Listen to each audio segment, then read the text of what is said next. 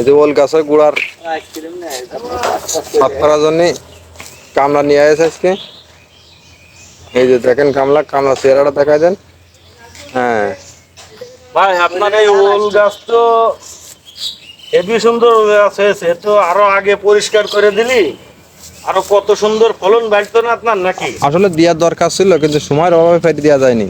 এখন আপনি আমার মতো জোন যদি খুঁজ দেন তাহলে তো আপনার এই ওল গাছ আরো আগে পরিষ্কার হয়ে যেত, তা তো অবশ্যই হইতো। ফলন ভালো হইতো।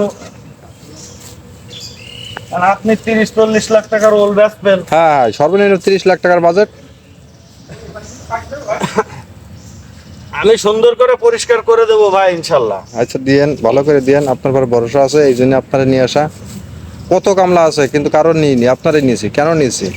কিন্তু ভালো কাজ করবেন তাই। ইনশাল্লাহ ভাই আমি আপনার জন্য ভালো কাজ করে দিবেন না ইনশাল্লাহ। আল্লাহ হাফেজ।